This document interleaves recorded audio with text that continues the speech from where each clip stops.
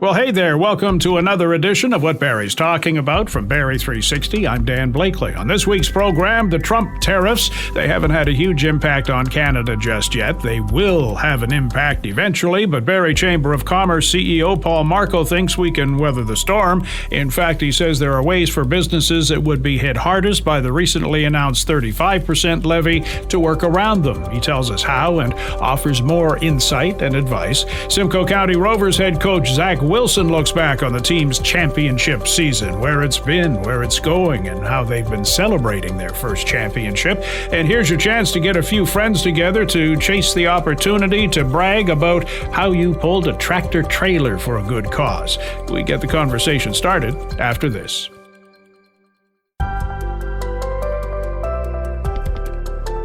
This is What Barrie's Talking About from Barrie 360. I'm Dan Blakeley, joined by Paul Markle from the Barrie Chamber of Commerce, who, among other things, is very tied up in tariff talk, like many of us are. Welcome to the program. Thanks for having me. We got this 35% tariff from the Americans a few weeks ago, and everybody hue and cry headlines, this is horrible, this is terrible, and then you find out that it doesn't cover everybody. Anything that was covered under the U.S.-Mexico Canada trade agreement is off the table where that is concerned. Then you start reading some other fine print, and there are some exemptions. There's only a small number of businesses that would be affected by that 35%, and even they may be able to get around them. And you put out a note a couple of weeks ago about this from the Chamber of Commerce. Let's address that and tell people who may be affected by this more than others what they can do, how they can do it, and why they haven't been doing it already. Yeah, so obviously when a tariff is applied, it's going to ruffle feathers, and I think the uncertainty that's happening right now in our world is a huge concern, and I think that has sometimes a larger impact than anything else. At 25% tariffs, 10% tariffs, a lot of businesses were kind of hoping that the exporter would absorb some of those costs, and you can see that happening, and that's one of the reasons why I don't think we've had the rapid increase in inflation that was expected with the tariffs. But there's a delay with those things. And at 10%, 25%, some companies are just saying, you know what, I'm not going to go through the hassle of looking at remission, and getting money back. We're just going to work with our suppliers and adjust pricing and see what we can do to not pass things down to our consumers. But once it hits 35% and you start seeing tariffs that are climbing in other sectors, now it becomes more of a concern. We have some local businesses that are close to $50,000 in additional tariff expenses, and now they're starting to take a harder look at how they can recoup some of those dollars. So some government figures tell us that about 95% of businesses that have products that are eligible for remission, actually those companies have not applied and are not in the process to actually get that. So we wanted to bring that to light, that it's there are some things that you can do, and we've spoken to a few businesses that were not necessarily aware of that fact. It's kind of a bit of a box of darkness, quite frankly. So we wanted to help out. Businesses can apply to the government for some remission on certain products. There's a laundry list of products. I can't tell you exactly what they are, but we encourage businesses to go to the Chamber website. We have a tariff resource hub, and it explains exactly how to make that application. And hopefully they'll be able to get some of that money back. You said wide range of businesses, wide range of products affected by this. Who's been hit hardest by all the initial talk? We've heard the auto sector. We've heard other manufacturers as well in the Barrie area. Who's getting hit the hardest, and how's that going to affect our pocketbook? Well, manufacturers obviously are getting impacted. Construction, agriculture, those are the most obvious ones. But the retaliatory tariffs as well. There are some businesses finding out that once they start to move stuff over the border, things that they thought were covered under CUSMA are actually not, because of maybe some misunderstanding as to how it's being handled at the border. So that's opening up a wider range of products. But again, it's those primary industries are the ones that are getting impacted the most, and especially if you have anything to do with metal. Local recycling company has got stockpiles of product that they would normally be moving back and forth across the border. Because the U.S. buys a lot of that recycled material, that stuff's just sitting here and it's waiting and it is dribbling over the border. It's just too expensive to move it. So time will tell, and I remain positive that this isn't going to last forever, but But certainly businesses need to work on supply chain and finding new markets that don't include the U.S., much like what Canada and Mexico have done with dairy. Seems like a cat and mouse game between Canada and the United States right now. Nobody wants to talk. Nobody wants to budge. Somebody's waiting for somebody to go boo. Yeah, 100%. You're in this waits to be told, hurry up kind of a scenario. And I think that uncertainty is really what's impacting businesses. They're not making large purchases with equipment. They're not making, they may be trying to scale and they're making decisions to hold back on that. We've seen that actually with Honda, sort of slowing down the evolution of their EV side. So, that's really the fallout. And there's this trickle down effect that comes down through the economy that, is wide ranging, and it hits these smaller suppliers that to provide supports for our manufacturers. They buy stuff just like everybody else.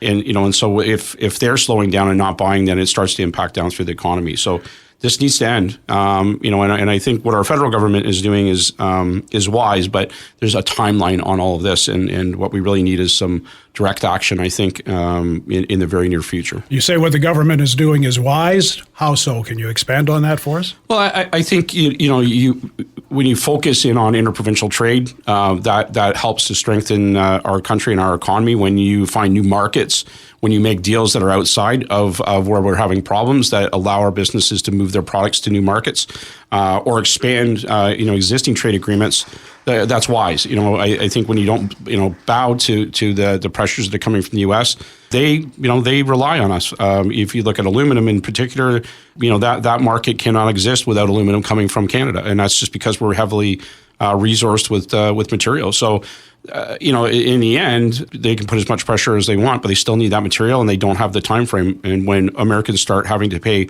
a lot more for a can of beer and a lot more for a car, they'll start to push back on that government. Well, this is the thing. I don't think everybody on either side of the border really understands how this works, consumers in particular, and how it's going to impact down the road. But the government tells me this is the right thing to do, whether you're American or Canadian, so that must be okay. Yeah, and again, I would say educate yourself. Don't look at one side of the political commentary, because this really is, as much as it's an economic issue, it's a political issue. Everyone has an opinion. Tariffs have a place, and tariffs work in certain scenarios. These kinds of tariffs, I think, ultimately are not sustainable. And although we haven't seen the direct impact that I think was expected, it is coming. And I think you talk to any economist out there, and it's just a waiting game as to when the ball drops. But there's a lot of supply out there right now. There's a lot of companies that have stockpiled materials, and they're working through that. But when that ends, you're going to be in a different situation. The Trump administration has painted Canada as difficult to work with, and we're bad people, and they talk about dairy products all the time and how we tariff them to death on that. But there's an underlying story to that too, isn't there? Yeah, we have a supply chain management system, and we've never ever applied anything close to resembling a 200% tariff on dairy. There are things in place to make sure that our supply is protected, that our farmers have a place to put their products. And if you allow a massive economy south of us to deplete those resources, it leaves the Canadian system dry. So that's why those tariffs are in place. But we've never ever applied them. They've never ever exported anywhere near those kind of quantities. So it's a political talking point and has no basis in fact. Much like the fentanyl conversation that they apply all this to. I'm hoping that the U.S. court systems uphold the unconstitutional methodology behind Trump's actions, and they overturn a lot of these tariff concerns. What can the average Joe do in the meantime? We've got the Buy Canadian thing happening. Is there something more that Canadians can do to get them through this crisis? Well, the average Canadian has to continue to make conscious purchasing decisions. Keep your money on the ground and buy from Canada where you can. I think that strategy is definitely having an impact in the U.S. Look at the bourbon market in Kentucky. as an example of how we can impact things. For businesses, I think they need to review their supply chains if they haven't already done so, and find new sources for product if they can. They need to begin the paperwork and go through the process of seeing what they can do for remission, because I think that has that's important. Consult with trade professionals. We've got a number of great businesses in Barrie, Near North being one of them, about moving products back and forth over the border, and they can help. And watch for announcements. Make sure that you're aware of what's happening and what government are working on. I think that's the most important part. And the chamber system. We advocate heavily and work with government on all sorts of different things, but we are heavily advocating for them to remove red tape and to make the process for getting remission a lot smoother, a lot cleaner. And that's a call out to our local officials to make that process easier for our businesses. Could Canada do without the U.S.? Could we find products that we have been getting from there, all of them, from other sources? Yeah, I think we can do without a lot of products from the U.S. and because we do have lots of good things here in Canada, but I think ultimately we have to have the U.S. in our supply chain. There are things that the U.S. provides that we can't, and just the same as us not having items that they need. So, just like in a strike, some point that strike ends, and you still need to remain friends with your employer or your neighbor. So, we need to be firm but fair and be Canadian and be a lot more resilient than I think people give us credit for. But at the same time, be diplomatic as best we can. I think. Being overly aggressive is not going to be well taken by the American public, and those people are the ones that are going to be driving our economy down the line. How long can we continue like this before we have to panic, for lack of a better word? I don't think panicking is ever the way we go. Even if you look at the Ontario Economic Report, business with the economy being slow, business still has is really confident in their ability to survive and to adapt.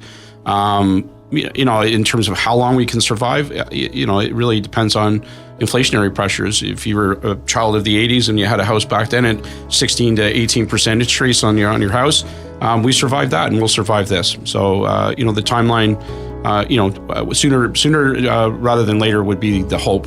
Whether we need that in actuality remains to be seen. I think we will survive, and I think tariffs are going to be here to stay on a few items. I think that's just something we're going to have to deal with. Lots of information you said on the Chamber website, which is www.barriechamber.com. Very good. Paul, thanks for dropping by. Thanks for having me. They did it. The Simcoe County Rovers women's team won the League One Canada Championship, the first Ontario team to do it. Quite the ride for them, and for Coach Zach Wilson. He looks back on the season with Barrie 360's Julius Hearn. Interprovincial champions, your Simcoe County Rovers. First off, I know you're very emotional after the game. Kind of take me through how the celebrations were going on, when that final whistle rang. Yeah, I think when the whistle blew, it was just kind of like a surreal moment, watching how happy the players were and how excited they were and sprinting to each other. And then you kind of saw the love that they have for each other in that moment. And yeah, it was, I think I said I was speechless, and that pretty much describes what it was. It was hard to put into words how I was feeling in that moment. And it was like kind of overwhelming just to see how happy everybody was to accomplish being a national champion. And I don't think it's fully sunk in for me what really happened being the best team in Canada. It still kind of feels surreal to say, but really proud of the group, and it was an amazing experience. Did you guys ever think it was going to be that easy when you look at the scoreline, both clean sheets? I don't know if easy is the right word, but we are very hard to play. Like if you include the cup games, so 18 regular season games plus 4 cup games, if I'm doing that right. No, 3 cup games plus these 2 games. We didn't give up any goals in the cup, and then we didn't give up any goals at this tournament. So we're now like upwards of 23 games, 24 games with 13 goals against. So I think it was just all year. I said to the group at the beginning of the year, I wanted to be the hardest team to play in the league, and they really took that on, and I think it was just proven that we're really difficult to play. The tenacity, the fearlessness of the group is second to none, and so I would say it was not easy, but the girls are so committed that we're very difficult. We're not fun to play against.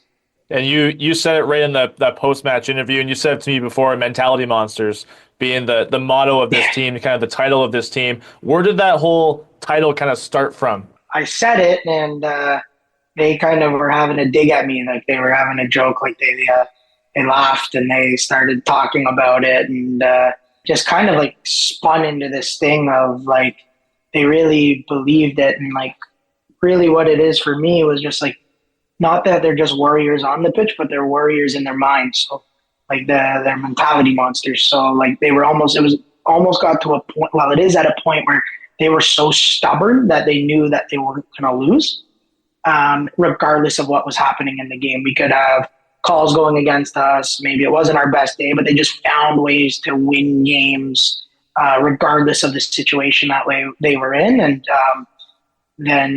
so it kind of started to pick up steam, and they started to enjoy it. And, as much as they say they hate it, they secretly love it.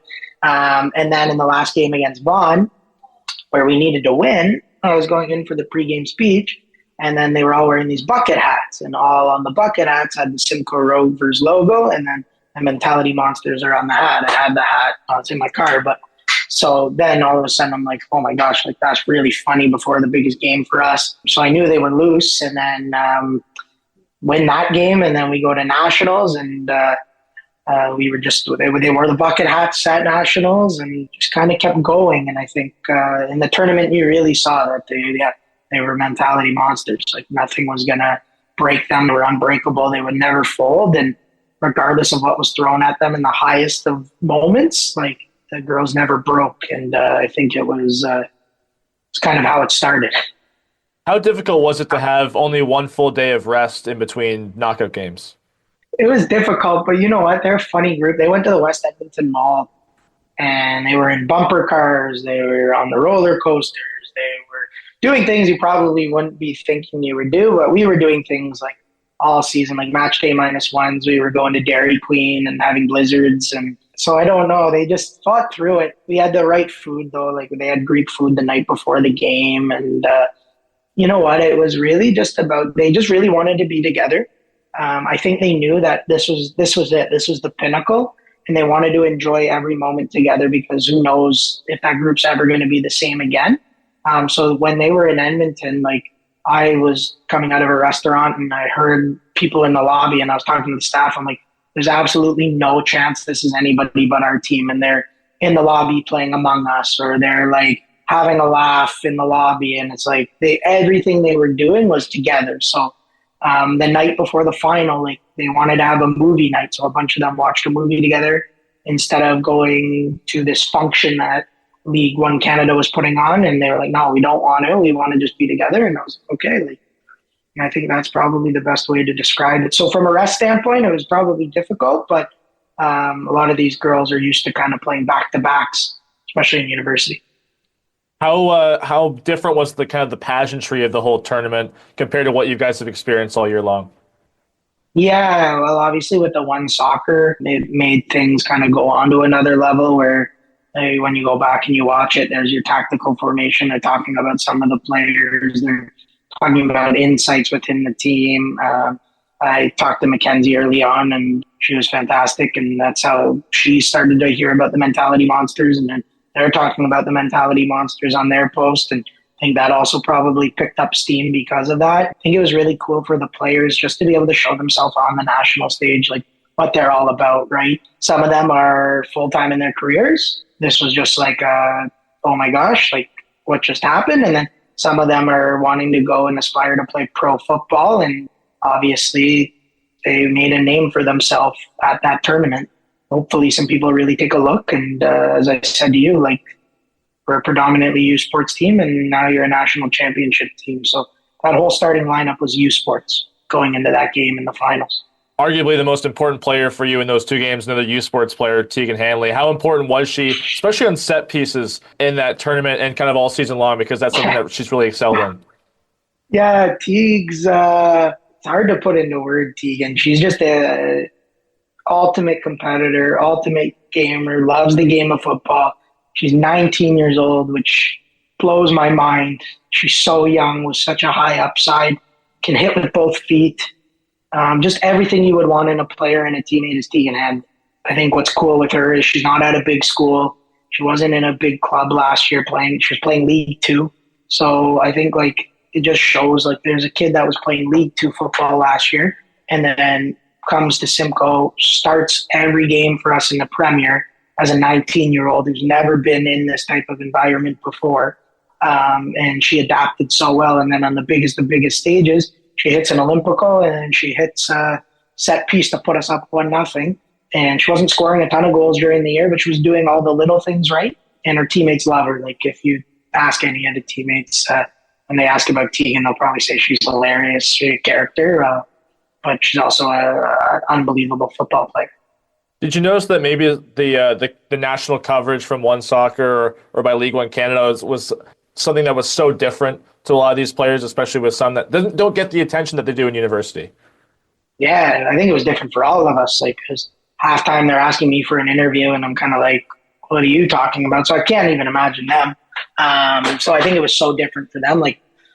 I saw One Soccer posted Tegan's free kick and tagging Tegan and that type of stuff is just, I think it's pretty cool for them. It's really well deserved for them. They deserve all the recognition in the world.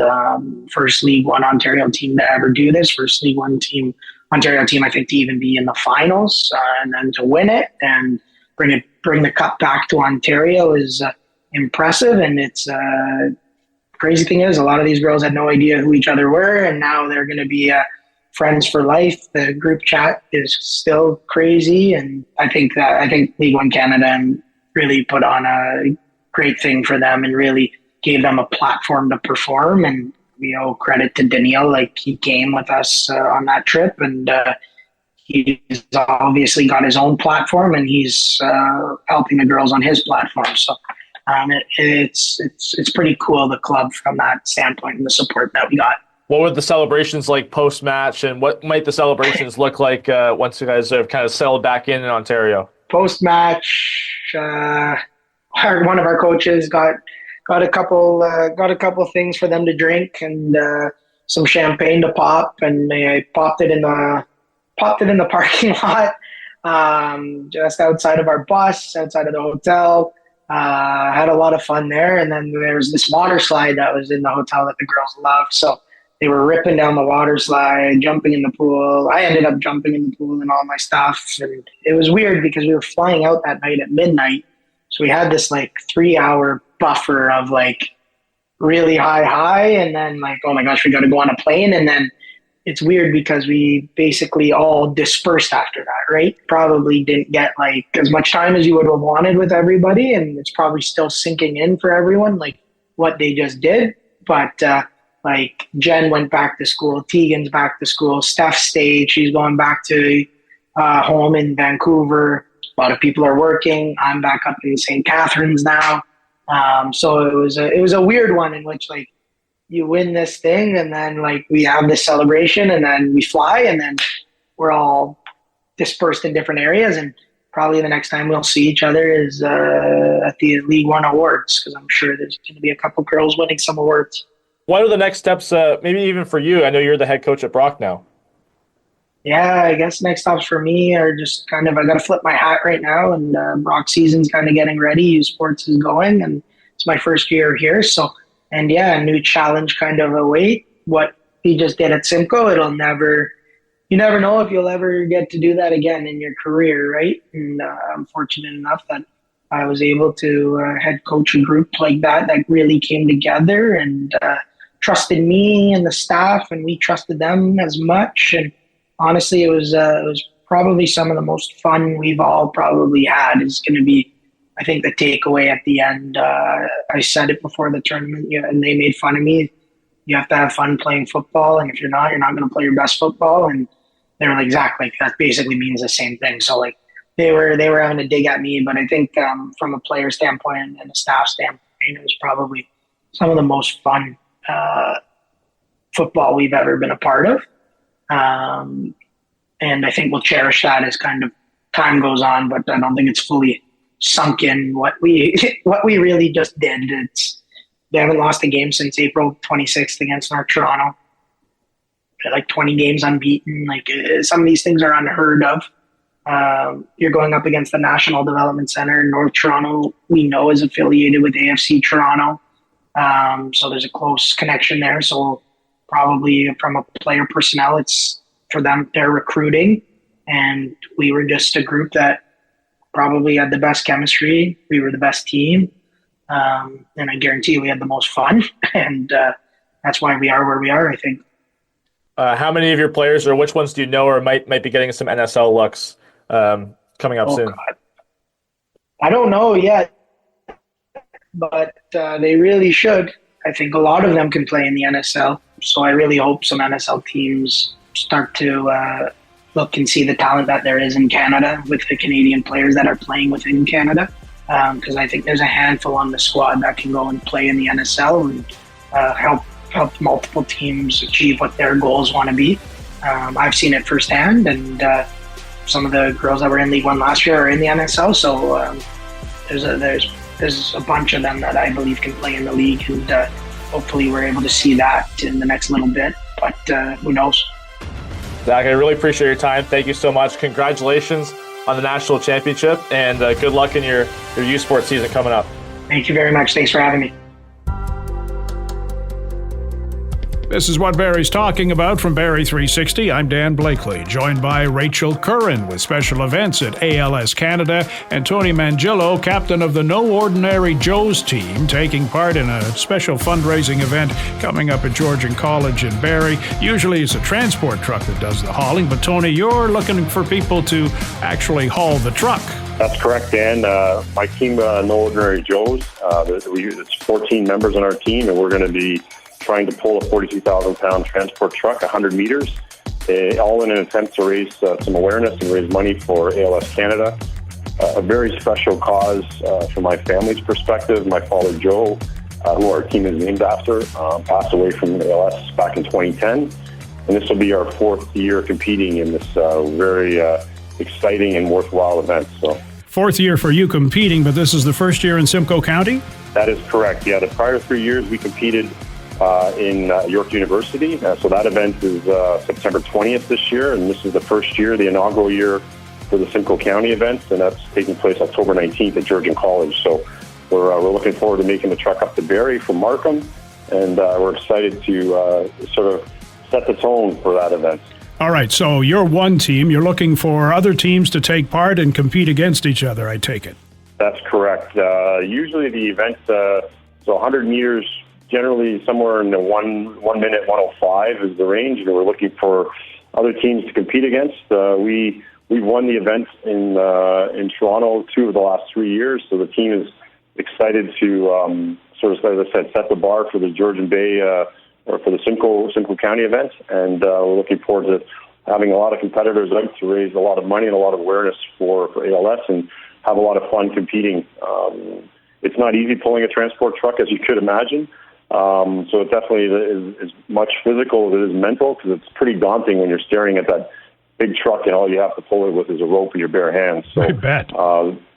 Test your mental strength and your physical strength for sure. For teams or people who are thinking they'd like to try this, but they've never done it before, because you've been there a few times before, give us some advice for anybody who's giving it some thought, what they need to do ahead of time to prepare. Well, obviously the key is, I think, you want to be in some decent physical shape, but I think more than anything else, it's really for us it was about having fun and getting a team together that sort of all like-minded and all there for the same cause. ALS is a debilitating physical disease with no cure, and very very underfunded relative to other diseases that people may be more familiar with, like cancer or diabetes and stuff like that. So it's definitely the key to this thing is a group of like-minded individuals, all determined and motivated to help find a cure for ALS. It's not as hard as it looks. I think the key is just getting started. There is a little bit of technique involved, and we learned that I think a couple of years back.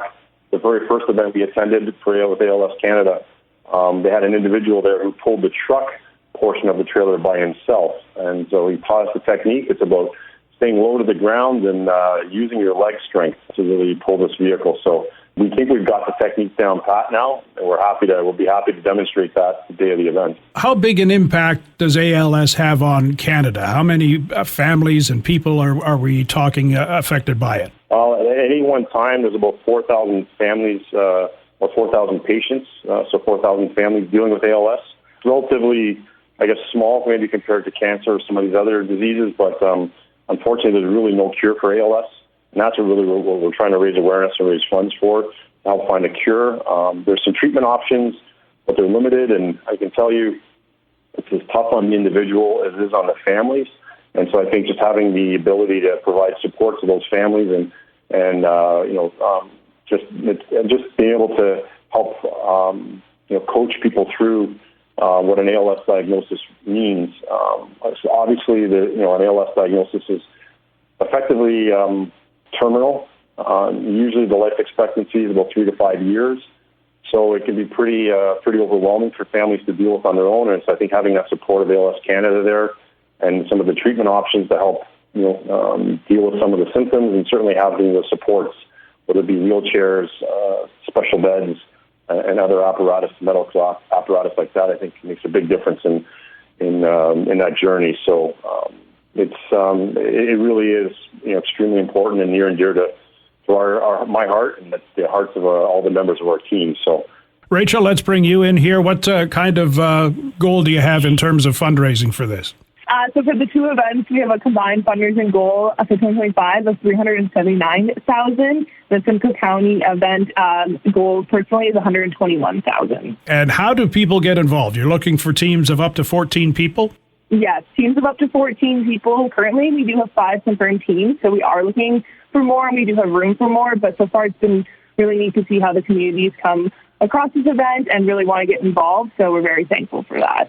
And I'm guessing you probably want the full 14 people if you want to drag that truck anywhere. You do, but if you don't meet up to 14 people, you can pull it with less, and there's usually enough spectators, and ALS staff can jump in and help a hand for that. The event is October 19th. Do you have a deadline for signing up and getting involved? There is no deadline in my event brain. It would be the week before, but there is a minimum team fundraising amount, so the sooner you do sign up, the longer you have to fundraise towards that. It is a $3,000 minimum per team, but that is spread across the 14 team members. How do people get involved? Where do they go to sign up? So we have our website, so it's just www.coldendals.ca/Simcoe County, and they can register through that, and then I'm here as well if they need any help. Thank you so much for doing this, and we'll see you there. Thank you, Dan. Looking forward to it. Yeah, thanks, Rachel. And that's our program for this week. Thanks to Julius for his input, to Matt Ladder for his technical touch, and to you for listening. If you like what you've heard, please subscribe to What Barrie's Talking About. Maybe rate it and review it. You can also keep up with What Barrie's Talking About on Blue Sky and X at Barrie 360 and on our website, barrie360.com. There's also our daily Kickstart podcasts available from any streaming service and on our website. I'm Dan Blakeley. Hope you'll join us again next week.